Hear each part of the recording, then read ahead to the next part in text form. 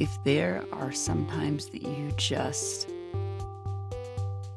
can't, then this is the show for you. This is X Gifted.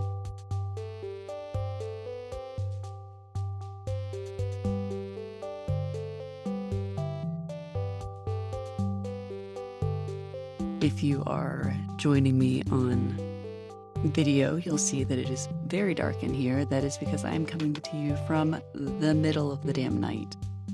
I was actually already in bed. I slept for a little bit, woke up, and exactly what happened is that my toddler had a miraculous ladybug on the TV, and I got sucked into it and could not fall back to sleep. He was asleep, but I could not go back to sleep. And so here I am, live, not live, I guess, but I'm live right now. That's not how that works. Regardless, from the middle of the night. What I want to talk about is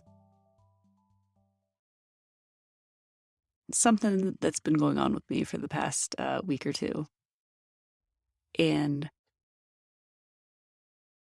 yeah, like, what's the right way to say this? This shit still affects me too. Um, I wrote a post last year about the April Doldrums. I know, based on all that shit that I did last year, that this is something that just occurs for me. I think that it's something to do with I've gotten a taste of spring, but winter is just like still fucking lingering. We had snow here a few days ago. It was like 70 something degrees today. I don't know. And I'm a summer person. I just get kind of worn out when winter is just still holding on. I mean, it's been raining every day for like the past 10 days, including the days that it was also snowing. So maybe it's also just a little bit of that. And it's not even really depression. I have had periods of depression over the past few months in winter, and it's not that. It's just like feeling blah. It's fucking ennui. And so the April Doldrums, it just makes doing the things that I'm trying to do, acting with intention, all of that kind of stuff that is my goal, much harder than it might otherwise be. And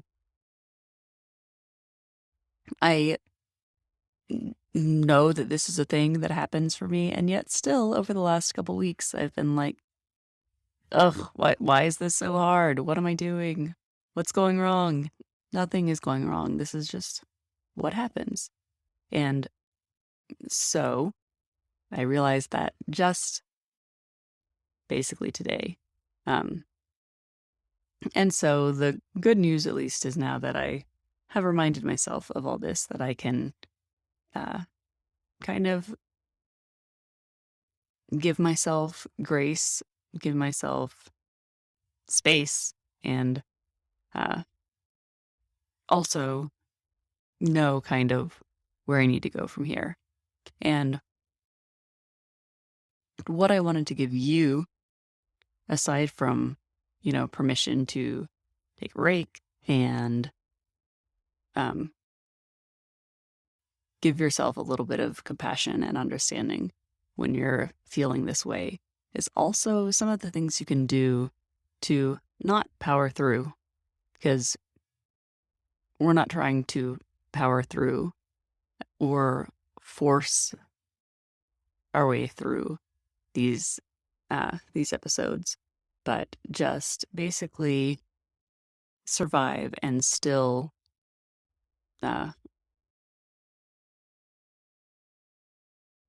not in the end feel like we have to completely start over from scratch. So do what we can in these times. And there are a few things that you can do.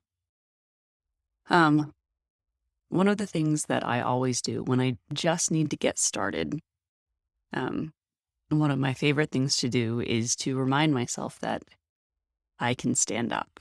It's the smallest thing that I can think of to literally move me toward the next step in whatever the hell it is I'm trying to do.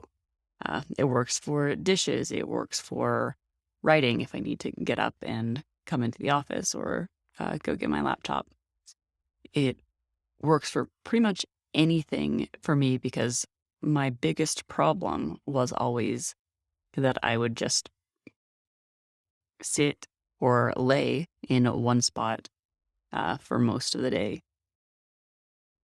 And reminding myself that it is physically easy for me to just stand up and that whatever happened after that was just a bonus is a really great way to help me get started. Now, if it's not physically easy for you to stand up, then of course, replace it with something that is more helpful for you that will move you toward accomplishing those goals. Think of just the smallest thing that you can do to literally go toward whatever it is that you're trying to do. You'll note that I say there that I can stand up.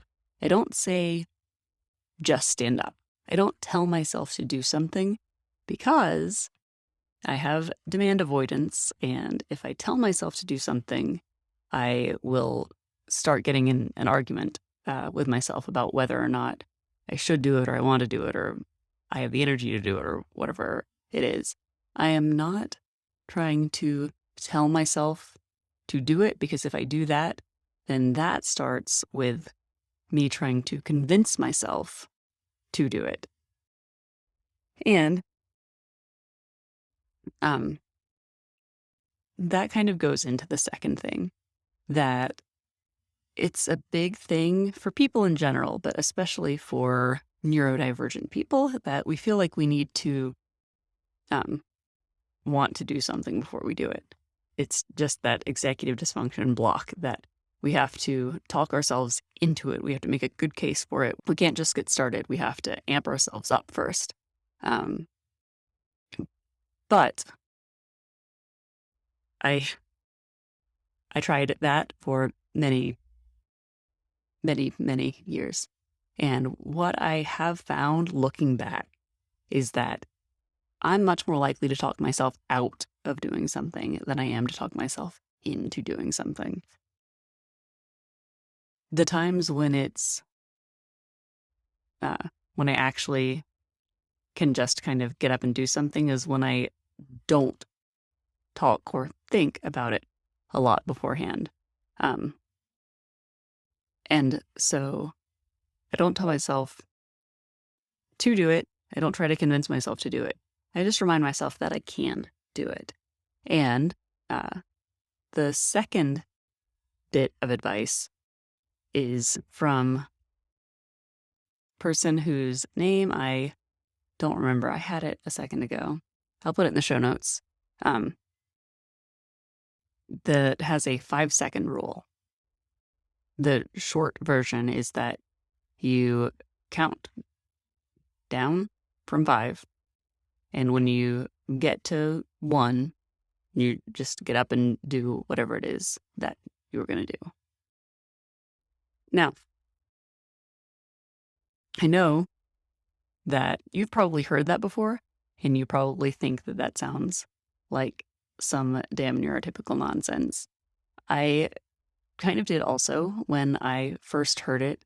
I actually recommend that you go and listen to one of the talks that she's given about this rule, because it's not neurotypical nonsense. For one, she has ADHD, so she's not neurotypical. Um, but the idea here is not, it's not like Nike is not just do it.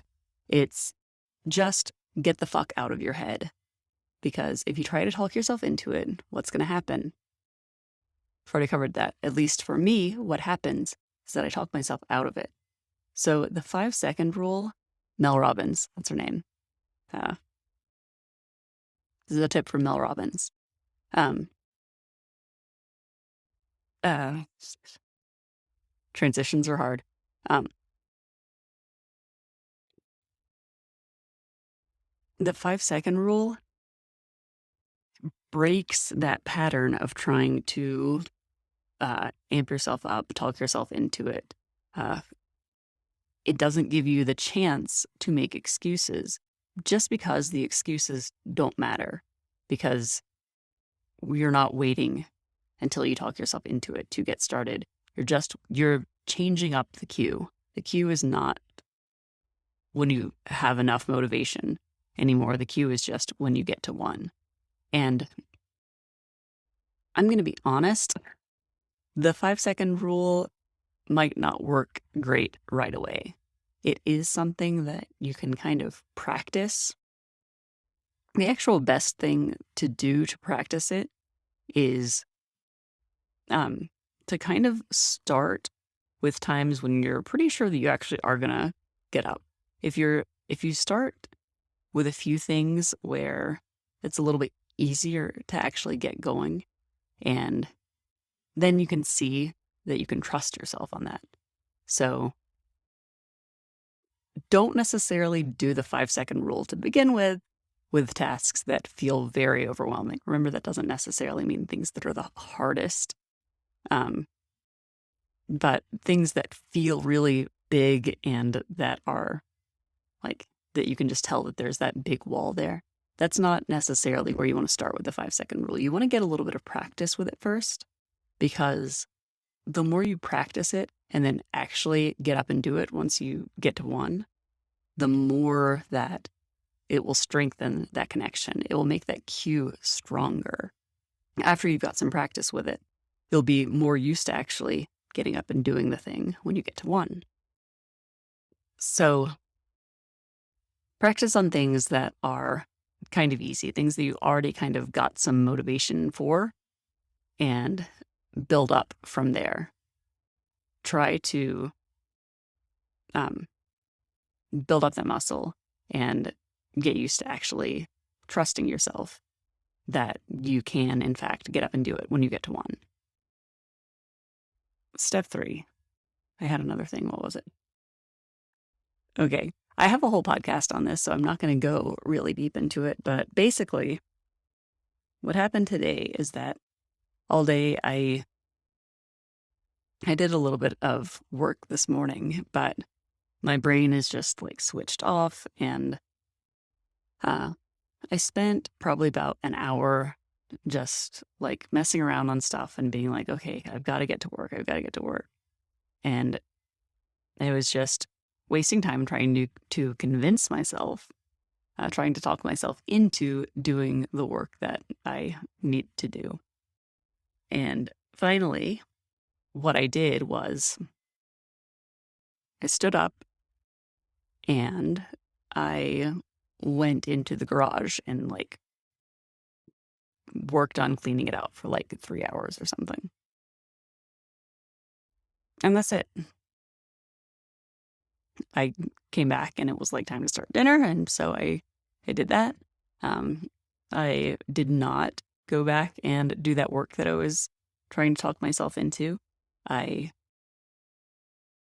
just allowed myself that in the moment I could see that the work, I mean, it took me some time, but I could see that the work itself just wasn't coming.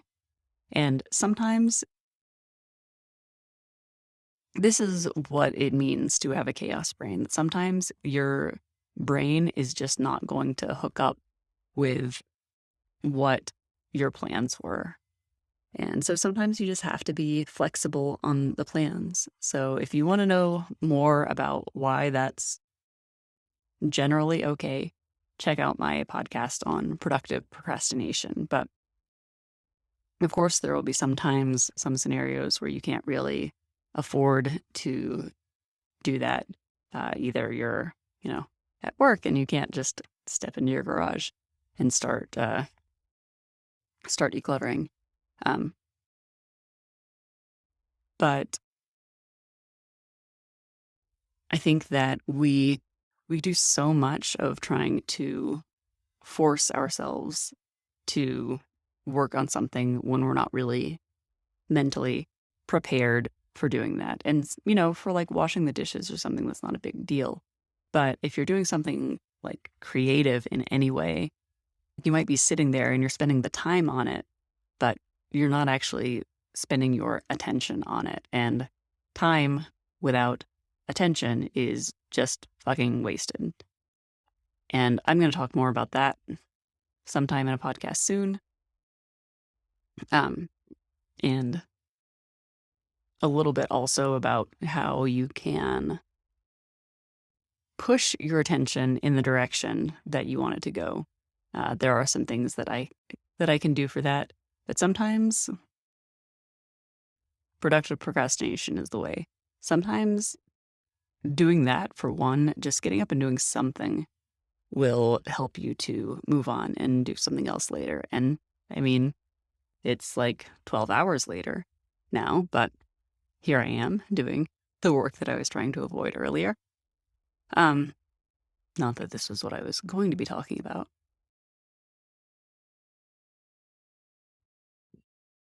But even if it doesn't necessarily propel you into doing the thing that you're actually trying to do, just getting up and doing something will make you feel better about yourself. And I felt fucking great after cleaning out the garage. There's still a lot to do in there, but I think there's actually space for me to fit my car in there now. I don't know if I could open the doors and get out, but I could get the car in there. It makes you feel good. It might actually, action begets action, so it might actually help you move forward into doing the thing that you're trying to do. And even if not, you can just be happy with yourself that you actually got something productive done. Because the alternative for me was not to actually do the work today. It wasn't like I was deciding between doing the work or cleaning out my garage. The alternative was sitting there thinking about doing the work or cleaning out the garage. And if you give me those two options, I'm going to pick cleaning out the garage every single damn time. And so think about those things. There are other things that you can do, other ways to get over that initiation roadblock, which is one of the things that I am the worst at. But it is also the middle of the night, so these are the three that I've got right now. If you do have any good suggestions, go ahead and drop them on Instagram or email them to me, and I will make sure to credit you, if you like, with your great offering. Until next time, don't forget that you can do something. Bye.